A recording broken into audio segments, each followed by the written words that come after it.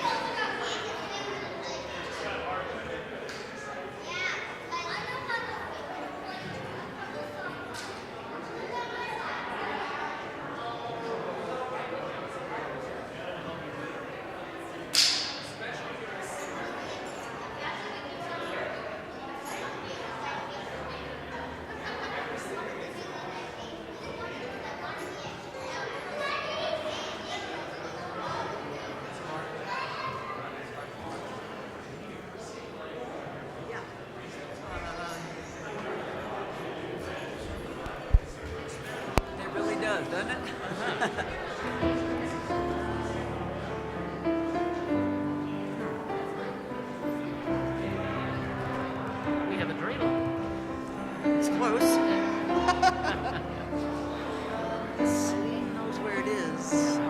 But it's a good thing you thought of it because you need it to be able to obviously light the chalice. Yes. Let's see it. It's not in here.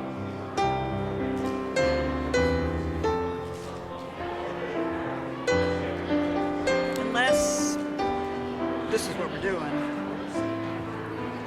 This. So, yeah. So it's just.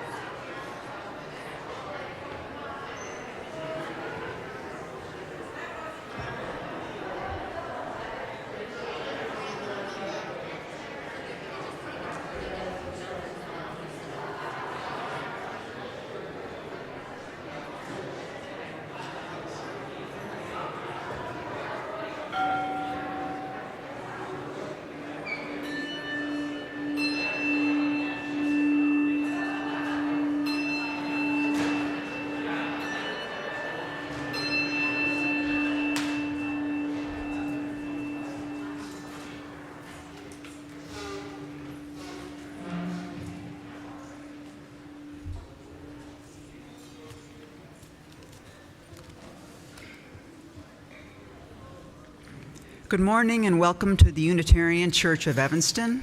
I am Ann McAllister and I will be the worship associate today.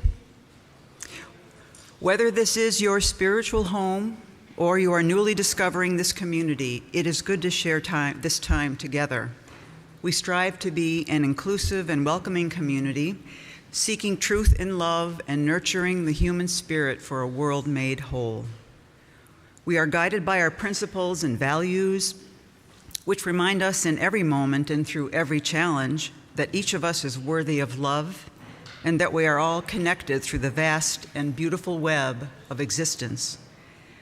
We come together to remember our kinship with one another and to hold one another in heart and mind with tenderness and careful attention. If you are joining us online, there are many links of connection in the description below the YouTube live stream, including the order of service credits, ways to support our mission, and how to join our email newsletter list. If you are in the sanctuary, we encourage you to use the QR code for the digital order of service or to take one of the large print orders of service. Both are located on the table in the lobby. Hymnals are available right outside the sanctuary doors. We also have an inductive loop system for anyone wearing a hearing aid equipped with a T-coil. Your hearing aid should automatically connect if you enable the T-coil feature. For those who don't have a T-coil enabled hearing aid, we have receivers located at the table in the lobby, which enable you to listen through earphones. A few announcements. Our annual pledge drive has begun. Members and friends were sent an email on Wednesday, this past Wednesday, with the information you need to make your pledge.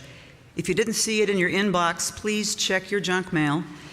And if not there, let the support team or the office know.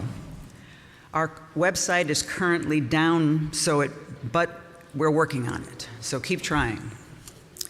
Members of the support team will be at the back tables during kinship time, as well as before and after the service for the next few weeks to help you fill out your pledge form online or to provide a printed version.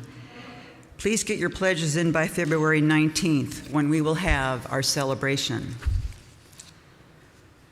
There will be one more opportunity to discuss the Endowment Task Force recommendations this Tuesday at 7 p.m. over Zoom. And our budget town hall meeting will be on Tuesday, the 21st at 7 p.m. over Zoom. Please check the newsletter for the links to those meetings. And now, let us settle into our shared time of reflection, celebration, and inspiration. As we begin our worship service, those joining us online are invited to gather your chalice as we join in beloved community. Welcome to worship.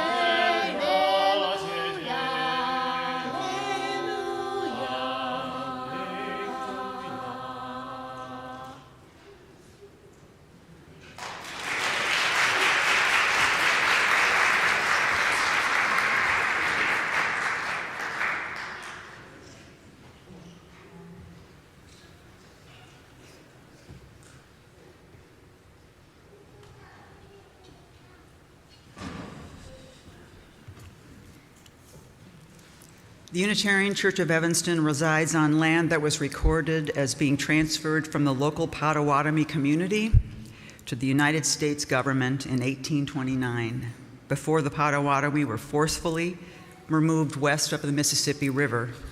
This land was then sold to white settlers. We remember the hands and bodies of the Black people who built up our country's culture and economy, a role forced on them originally by enslavement. We are indebted to their labor and their sacrifice since 1619, acknowledging the tremors of violence throughout the generations and the resulting impact that can still be witnessed today. These acknowledgments are one small effort toward building a long-term solidarity with contemporary communities. We commit ourselves to take what we learn here today and incorporate it into our lives and turn our thoughts into actions. To learn more about our congregation's land and labor acknowledgments, please visit our website. We name these realities, please join in. Is it in the order? Please join in reading the words on the screen. We name these realities with honor for all the ancestors, respect for our descendants, and gratitude for the land we use as sacred space. As Elaine Siegel lights our chalice, symbol of our living tradition, please join in saying the words on the screen by the Reverend Leslie Takahashi. All that we have ever loved and all that we have ever been stands with us on the brink of all that we aspire to create: a deeper peace, a larger love, a more embracing hope, a greater generosity of spirit, and a deeper joy in this life we share. Please rise in body or spirit and join in saying the words of our covenant. Love is the spirit of this church, and service is its law. This is our great covenant, to dwell together in peace, to seek the truth in love, and to help one another. Before we sing our opening hymn, let's turn to one another briefly to say good morning. For those of you participating from home,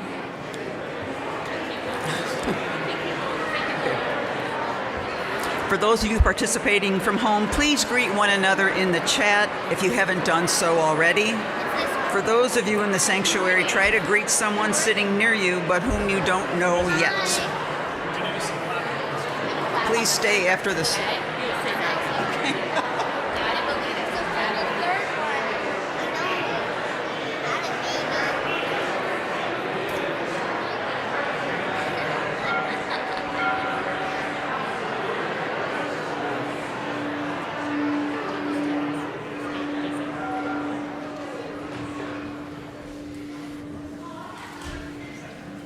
Please stay after the service and continue your conversations with folks you don't know very well. Let's keep building kinship among us. Please remain uplifted as we sing hymn number 131, Love Will Guide Us.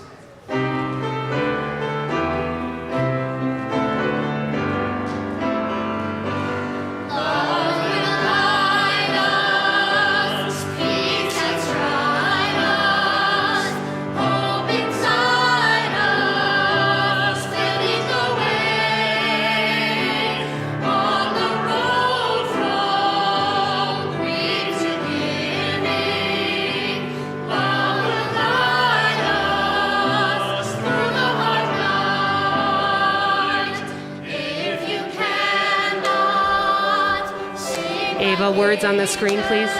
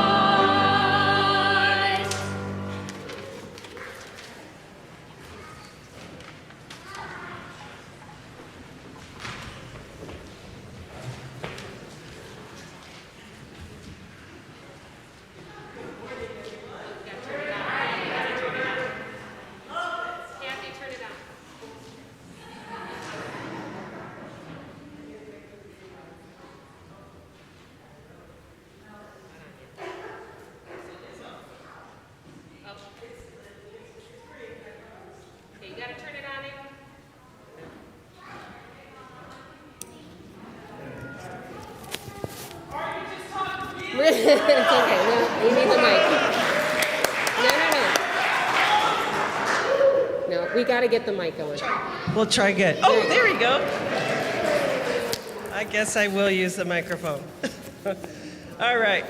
Today's time for all ages is called Airplane Communion. Yes, by Emily Conger. We want to tell you a story by the Quaker writer and teacher Parker Palmer. A story about being together with people who you don't have a relationship with already, and having the courage to move together into the unknown. This is a story about people coming together to celebrate abundance in an unlikely place. The story takes place in that time long ago when there were no security lines at an airport, no electronic screening, and you could carry pretty much whatever you wanted on board.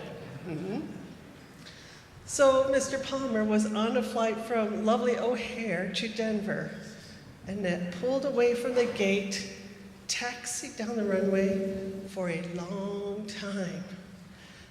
The pilot came on the intercom and said, This is your captain speaking.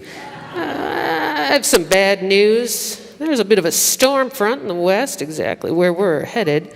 Denver's in lockdown and shut down. No alternatives, folks, so we'll be staying here for a few hours. It's the bad news. The really bad news is we have no food or snacks on board. Sorry about that, folks. What? This was a flight where the passengers were looking forward to a nice tray, yes, of real food, with cloth napkins and silverware. And so when the pilot said this, everybody groaned, just like you did. Some passengers became angry. But then one of the flight attendants stood up in the aisle and took the mic. Good morning, ladies and gentlemen.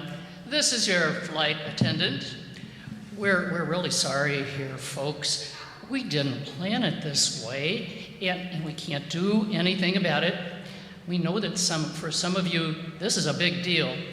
You're hungry, and we're looking forward to a nice lunch. Some of you have a medical condition and really need to eat, and some of you may not care. But we have an idea. We have a couple of empty bread baskets up here, and we're going to pass them around. Everybody put something in the basket. I know some of you have brought a little snack along, just in case. Peanut butter crackers, candy bars. Some of you have Tums and aspirin and Lifesavers and chewing gum. And if you don't happen to have anything edible, you probably have a business card or a picture of your kids or a bookmark, maybe a book. So the thing is, I hope everybody puts something in the basket. And then when the basket is passed around and full by your generosity, we'll reverse the process. We'll pass the full baskets around, and each of you can take what you need.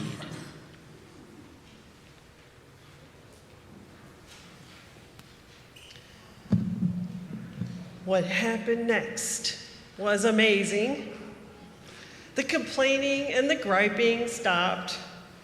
People started to root around in their pockets and backpacks. Some stood up and retrieved luggage from the overhead racks and got out boxes of cookies, a sausage, cheese, crackers, a bottle of wine, and so much more. Now people were laughing and talking. The flight attendant had transformed a group of anxious people focused on their need, deprivation, and scarcity into a gracious community, sharing what they had, and in the process, creating a wonderful abundance. The plane eventually did take off and landed, and a new sense of community had formed among this group of former strangers. In this way, Our generosity connects us to one another in relationships of interdependence and mutuality.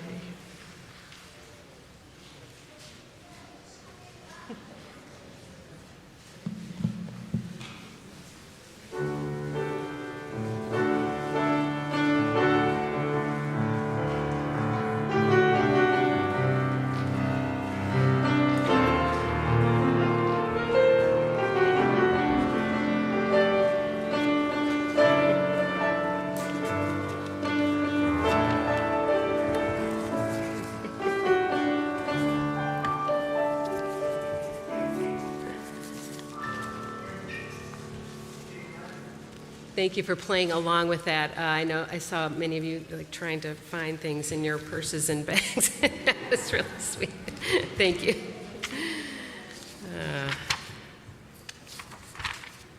This is the time in our service when we share our joys and sorrows. So I invite you to settle into a time of quiet reflection as part of our practice of beloved community. If you have a joy or a sorrow that you want to share with this community, you can write it in this book, which is found at the table right outside the sanctuary door, right inside the sanctuary door. You can email me, or you can fill out the Google form found on the homepage of our website. Here's the joys and sorrows that have been shared with us today. For the life of Sunny, this is from Sue Yoakum. For the life of Sunny, their pup, I held him as he passed, telling him how special he is, and he is the bestest pup. Sunny was 2 months shy of 21 years old.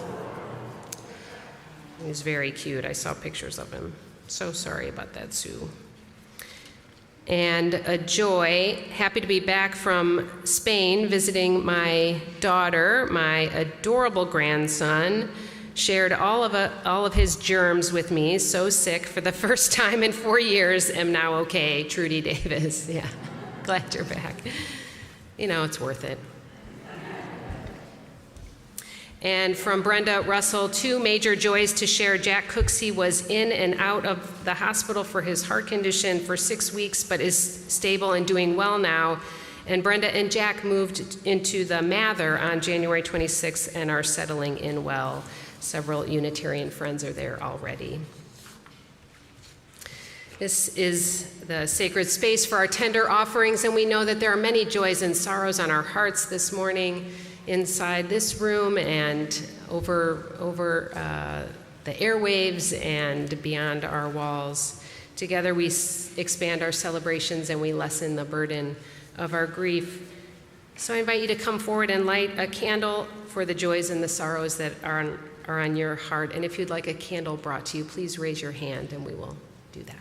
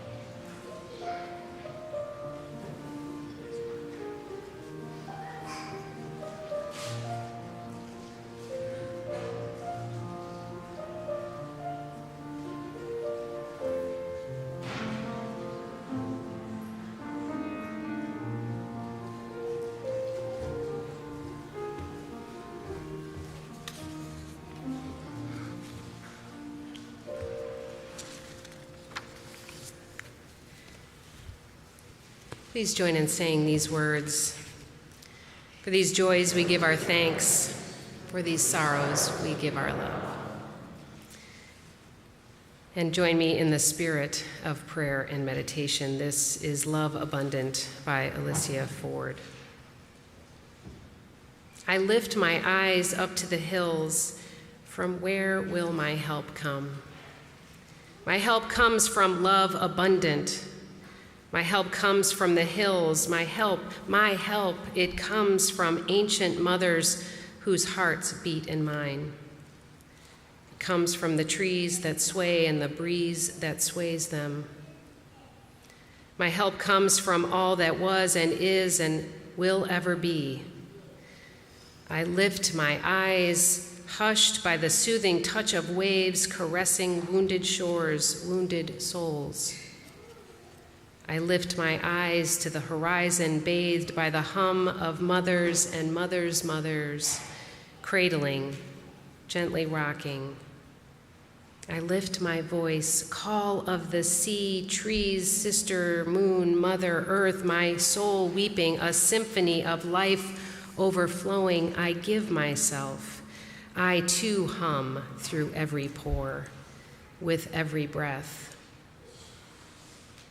I give myself an extension of all that is, was, and ever will be. Amen and blessed be. As we sing our response, our young people, kindergarten through 8th grade, are invited to head to their faith formation time with their adult leaders. Our response is number 95, There Is More Love. This is an African American spiritual in our hymnal, for which we will be contributing royalties to the Reparations Fund. Please donate if you are able to support this effort.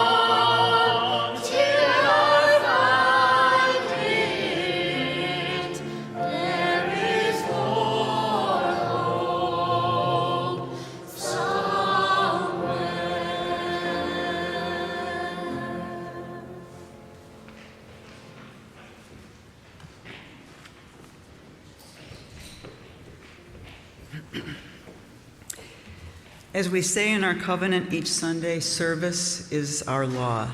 UCE is called by our mission, values, and principles to contribute to our community, to form accountable partnerships, and to express gratitude through giving. Today's offering will be shared with Black Lives of Unitarian Universalism, or BLUE, which seeks to expand the power and capacity of Black Unitarian Universalists within our faith tradition by providing support, information, and resources for Black UUs, and by engaging in justice-making and liberation in our society. UCE has made a 3-year pledge to BLUE for $1,000 each year. We are hopeful that our shared offering over this month will meet this $1,000 pledge. You may text to give, mail in a check, or give from our website. If you write a check, please indicate in the memo line if your check is for the shared offering or some other giving. The ushers will now come forward to pass the collection bowls down the rows. Please give as generously as you are able, and may what you give bring you joy.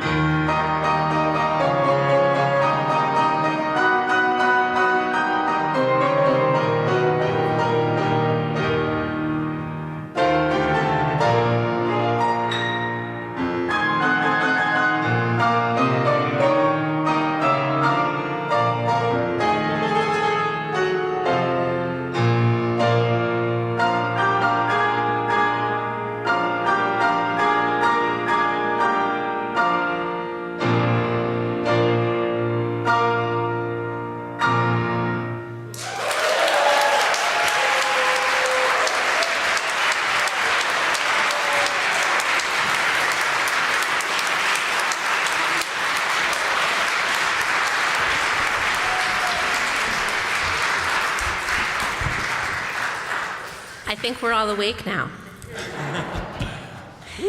Good morning.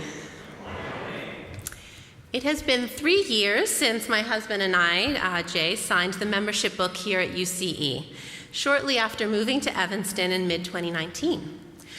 I started out mapping 2 things as soon as I learned that we would be starting a new start here in the Chicagoland area. The priorities were, where are the Montessori schools and where are the UU churches? We picked Evanston on the advice of several friends with ties to the area, and we visited UCE for Easter service when we made our scouting trip before moving. Having a strong faith community for our family is so important for me for many reasons. Some date back to my own childhood. The church where I grew up, I performed in the youth choir.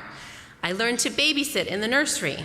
I was taught proper mopping technique, working the supper of the month. And I weathered the growing pains of adolescence with caring leaders and a circle of friends that was steeped in the values and love of that caring community. Jay and I learned early in our dating that we would not reconcile on the church of his youth or mine. But when we started a family, having a faith community was of primary importance to both of us. And it's not just the friendships and the shared good works that matter to us. Honestly, surviving parenthood and the pressures of adulting, it's not always easy. And I can't tell you how many times, after goading everyone away from the TV and getting us into clothes and navigating the tantrums and loading in the car, we ask ourselves, oh my goodness, is it worth it? We could just enjoy a quiet Sunday at home. But every time we show up and we are renewed and challenged and refreshed with new energy, new insight, and new purpose to face the coming week. We value this place and the work of this church that's both here in this building and in the wider community. And that is why every year we update our pledge and we support UCE so that our mission can benefit not just our members, but everyone whose life is better as a result of the work we do here. And I am happy to report on a few things. Both of my children made their acting debut as a baby Jesus in a UU pageant. Not here, but Finian and Juliana, of course, are singing here in service for the first time of, I hope, many to come. Thank you. They were both with me working the rummage sale last spring, as they will be every year. And we don't have family nearby here, so this multi-generational community, this is the village that my kids have. And so if you see them treating this place like it's their living room and they own it, it's kind of because in a way they do. So thank you for being our village, and thank you for keeping an eye out.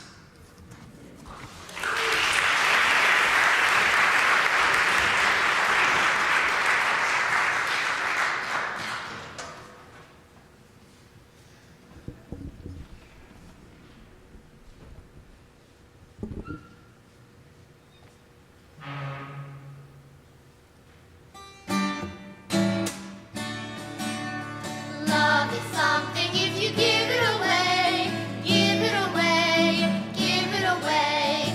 Love is something if you give it away, you end up having more.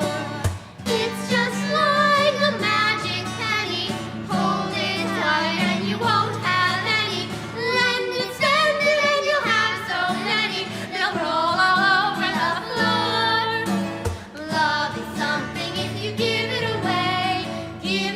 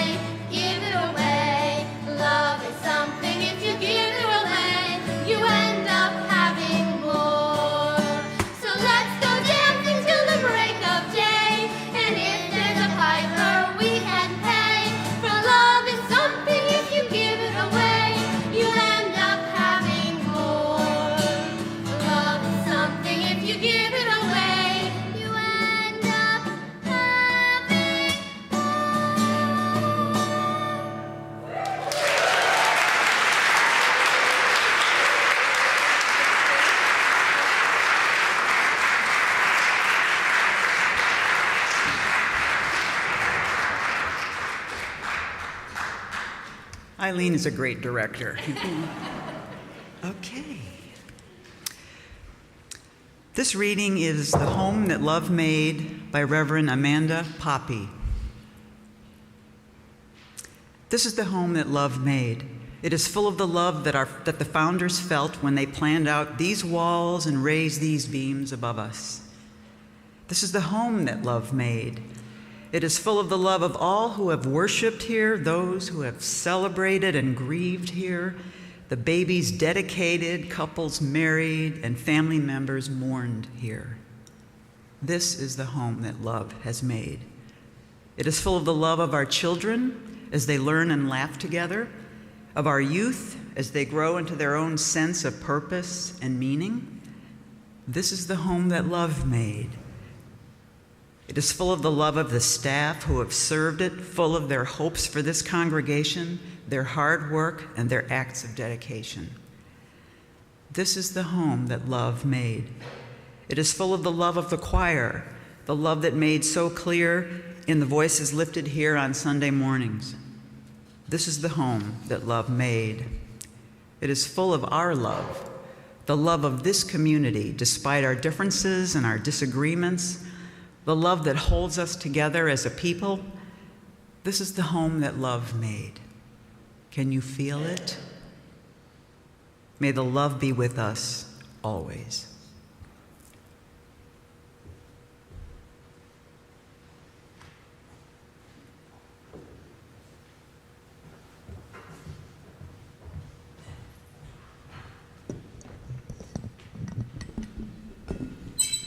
In the spirit of community, if you feel so moved, please sing along.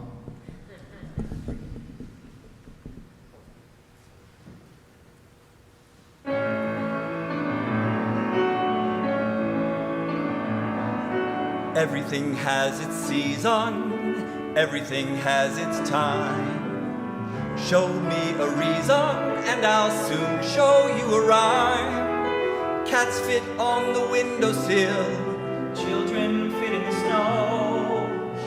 Why do I feel I don't fit in anywhere I go? Rivers belong where they can ramble.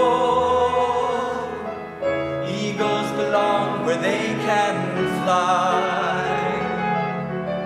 I've got to be where my spirit can run free. Gotta find my corner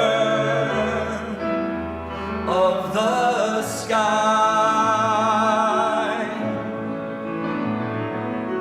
Every man has his daydreams, every man has his goals. People like the way dreams have of sticking to the soul. Thunderclouds have their lightning, nightingales have their song. Don't you see, I want my life to be something more than long. Rivers belong where they can ramble. Eagles belong where they can fly.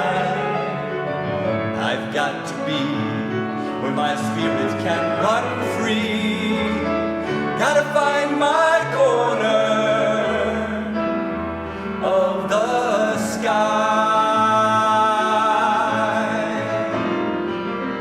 So many men seem destined to settle for something small, but I won't rest until I know I'll have it all. So don't ask where I'm going, just listen when I'm gone. Far away you'll hear me singing softly to the dawn.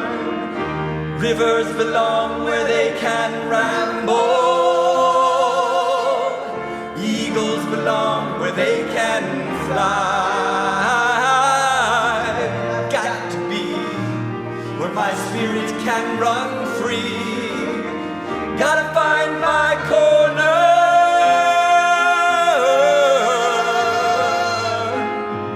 of the sky.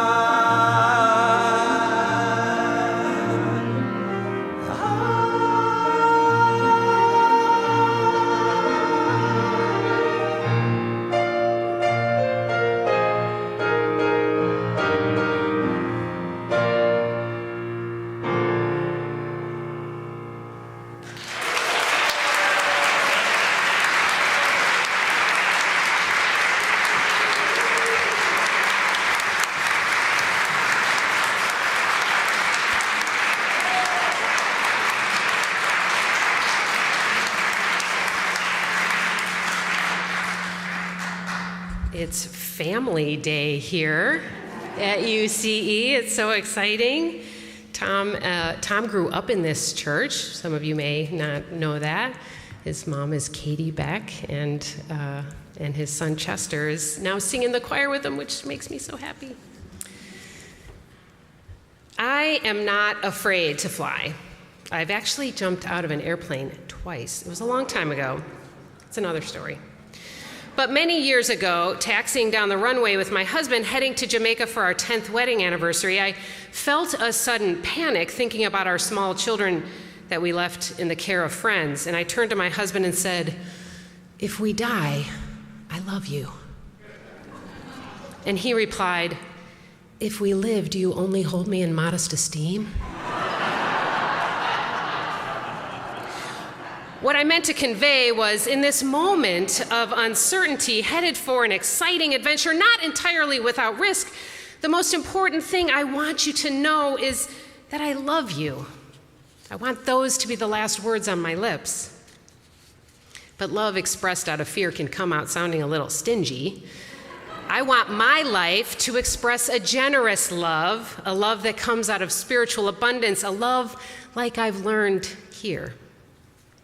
Practicing this kind of generous love, a love built on mutual flourishing and a shared commitment to liberating and uplifting us all, is the purpose of this congregation. It's what we mean when we say love is the spirit of this church. And this congregation has transformed my life with generous love and spiritual abundance. I have to say, as a member of more than 20 years, it feels like we are really starting to take off. The work we're doing, the relationships we're building, and the direction we're heading, it feels truly inspiring and uplifting. It feels as though we're building momentum on the runway and the wheels are just about to lift off the ground. It feels like we're on our way, flying further toward our aspirations of building beloved community, further than we have before. Can you feel it? Can you feel the energy, the warmth, the fire of commitment, the love of this community? Can you feel it? I feel it coming from the nest, this teeming, vibrant part of the sanctuary, full of energy and joy and playfulness every Sunday. Kathy and members of the family ministry team brought this into being based on our shared dreams of truly multi-generational community. And it gives me a rocket boost of energy just to be near you all. Thanks for showing up and being your wonderful selves. Tell your kids later when I feel uplifted by the way this community supports one another through good times and hard times. We have so many small groups and a beautiful network of connection and care. The congregational care and support teams offer meals and rides and companionship when people need it most, weaving the bonds of covenant ever tighter. I'm uplifted by the way relationships are deepening amongst our community partners and our interfaith partners.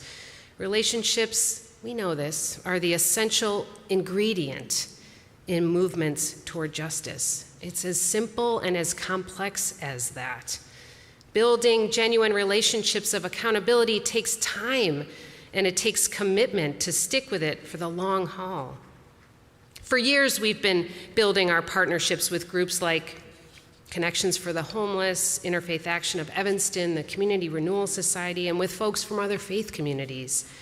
We deepen those partnerships through joining in service, by showing up in support, and by sharing our resources, including this space, which we've done by hosting the overnight emergency shelter for the last 3 weeks. I'm uplifted by our growing commitment to learning and action around anti-oppression and anti-racism, by putting our money and our time where our mouths are in terms of reparations. We have a long, long way to go, but we are on the journey and we are deepening our friendships of solidarity along the way. This week offered a beautiful example of the transformative power of this kind of relationship. Some of you've taken part in the Solidarity Circle conversations on race that Second Baptist Church invited our congregation into. There are currently 5 circles, each with 5 members of Second Baptist's congregation and 5 members of this congregation. The invitation came from Pastor Neighbors, because of years of small but important relationship building moments. Years of showing up at rallies and events, years of invitations to ice cream socials and rallies and workshops and vigils, of reading and learning, of growing clergy relationships. Each small step of a few or a dozen or 100 people has brought us closer together. The other night, one of these circles met and they were discussing the tragic murder of Tyree Nichols. And Kristen Lems, one of this congregation, who's one of the solidarity circles, asked if there was somewhere white folks could show up in support of the black community. And the black members of the circle said, essentially, why are you waiting for us to do something? We're tired. We're traumatized. We don't want to organize another gathering of lament. We need white folks to organize something, which could only be said out of trust and relationship. And Kristen heard that and decided to take action. In a matter of about 36 hours, she got a permit to hold a rally at Fountain Square, publicized it, brought the equipment, and even got the mayor and the police chief there. We put it out on our local response network, and several of you showed up. Thank you. And thank you to Kristen for responding to the call of relationship without hesitation. I know that you didn't do it for praise or recognition, but it is a lovely example of responding with humility and grace. It was another movement forward on the journey of genuine, accountable repair. The rally was small. It was short notice and bitterly cold, after all. But Reverend Neighbors was there, and he reminded us that the work of justice needs to start here with us now, reaching out to each other and getting to know each other and showing up for each other. And through those relationships of trust and care, the transformative power of love grows and expands, and our systems can change. Again, there's a lot of work to be done, and we're doing it. We have big aspirations in this congregation, and we are really starting to soar. But it also feels a little precarious, like it does every time I sit in a plane, looking out the window as we're taking to the sky. It seems like a miracle every time how this giant metal tube filled with humans can lift off. But it's not magic. It takes hard work, it takes ingenuity, commitment, and fuel, just as it does with our congregation. What we do together is beautiful and powerful. We come together each week to fill our spirits and to worship, to learn and grow together, to build strength and power, to use that power to bring about a more just and equitable world. Reaching toward our aspirations is only made real with and by all of you. So many of you give generously of your time, your energy, your insights and wisdom, your love. And let me be real, none of this is possible without your financial contributions. There's no other way to say it. The work we do together doesn't happen without money, and the money doesn't fall from the sky. It comes from all of us. When I was a new member of UCE, someone came to visit as part of the annual pledge drive. Over the years, we've often done a one-to-one canvas where members of the church visit other members to talk about pledging. We haven't done it in a couple of years, partly because of the pandemic, and partly because it just takes a tremendous amount of volunteer hours that we are simply struggling to find. But back in the early 2000s, a member of the canvas team came to my home and talked about my pledge. And I gotta tell you, I was a little embarrassed because I couldn't give very much at the time. I had young children, I was taking care of a few kids at home, but I wasn't making very much money. And the person kindly told me whatever I could give was enough. If things change for you, if you continue to feel a strong commitment and connection to the church, perhaps you can give more someday. And I really appreciated that. And as things have changed for me, both financially and in terms of my commitment to the church, I have been able to give more. I'm grateful to be able to give more than 11% of my income now. And I recognize that I'm in a two-income household and not everybody can do that. That is okay. I give to this congregation because I believe in our mission the values we share, and the work we are doing together.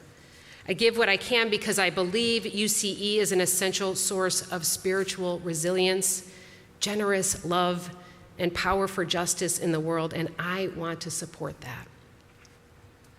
We launched our pledge drive this past week, and I'm excited to share the results so far. We've already received pledges from 44 households, and we've raised $185,745. So good job. Thank you. Thank you so much to all those who have turned in your pledges already. We've got a long way to go, and I know that we're going to get there together.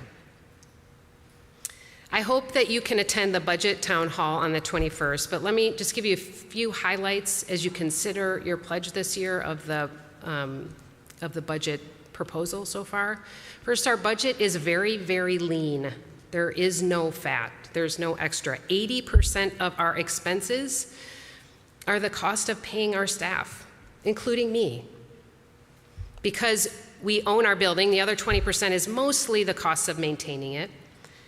And it's not unusual for the bulk of a church budget to pay staff, and we're very fortunate to have the staff that we do. Each one of them is dedicated, gifted, and hardworking. Each of them empower UCE in their own way to live our mission. So another thing I want you to know is that the Unitarian Universalist Association offers guidelines for congregations within the association to help them determine how much to pay their staff. And the compensation guidelines have recently been updated to reflect a greater emphasis on equity based on our congregational size and our location. These new guidelines reveal that we are dramatically underpaying, according to these guidelines, several of our staff members. And it is the board's commitment and mine to provide more equitable compensation for all of our staff, and that depends on all of you.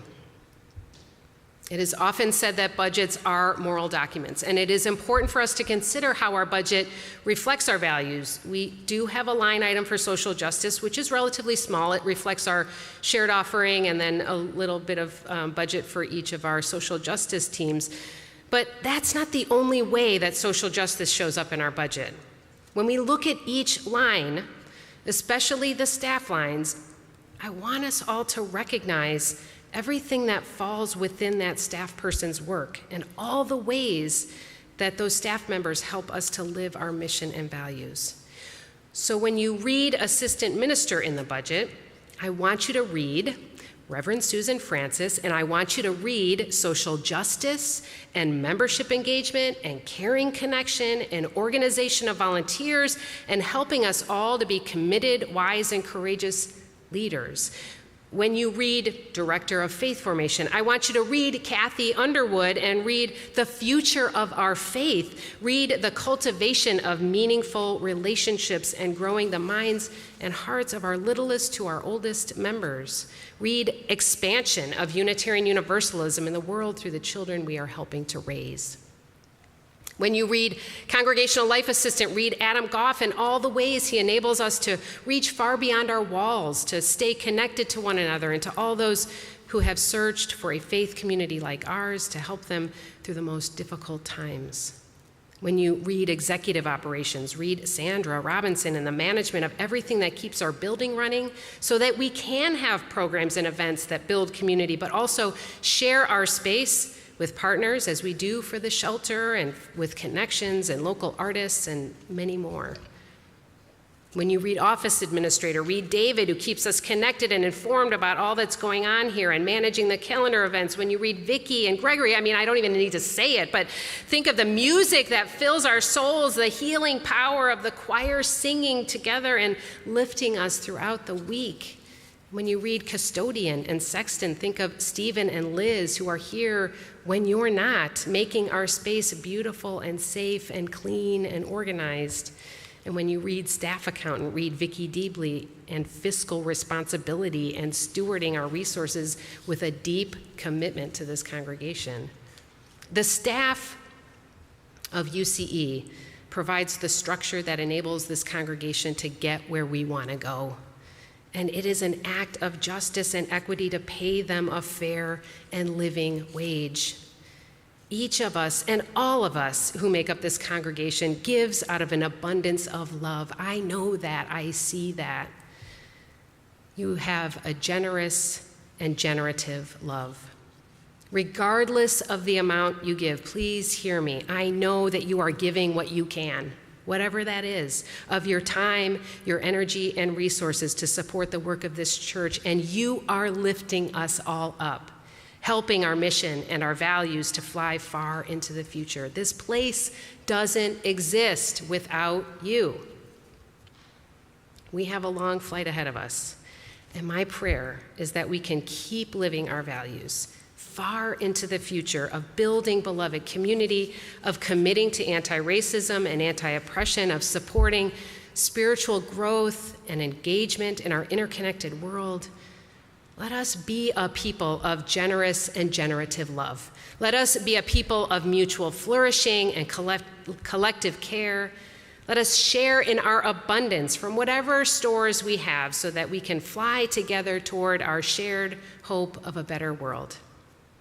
Let us be the fuel with and for one another to respond to the urgent needs of the moment and our long-held dreams of a world made whole. And let us make sure that we have snacks for the journey. Our flight attendants will now be moving about the cabin to bring you complimentary snacks, nourishment for the week ahead, and if you have a pledge form to turn in or need a pledge form in paper form, raise your hand and they'll give you one. Don't forget that the support team is at the back after the service to help you fill out your pledge form. However you are able to express your generous love for this congregation, may your pledge lift our spirits, lift our hopes, lift our generous aspirations so that together we can continue to soar toward a brighter future and the beloved community we long for. Amen and blessed be.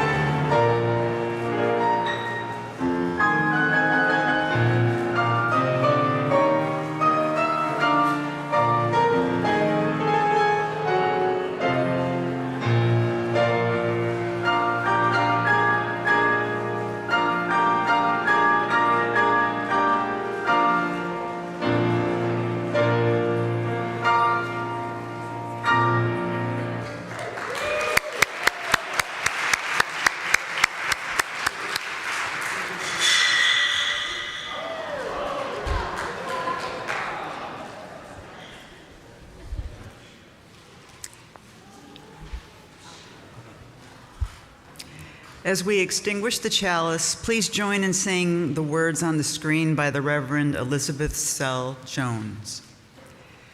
We extinguish this flame, but not the light of truth, the warmth of community, or the fire of commitment. These we carry in our hearts until we are together again. Please rise in body or spirit and join in singing our closing hymn, number 301, Touch the Earth and Reach the Sky.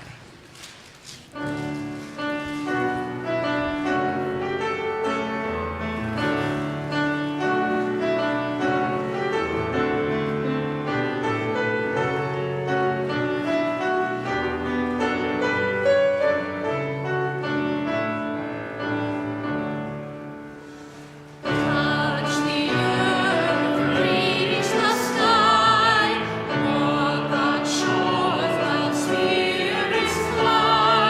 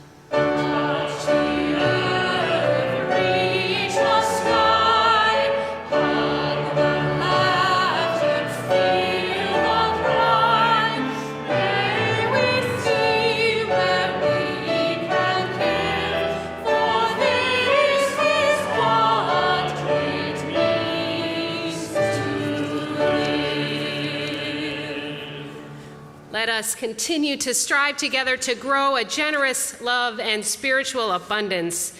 And may these sustain us in the journey toward wholeness. May each of us be transformed by such a love, and may we, in turn, together transform the world. Amen. Amen.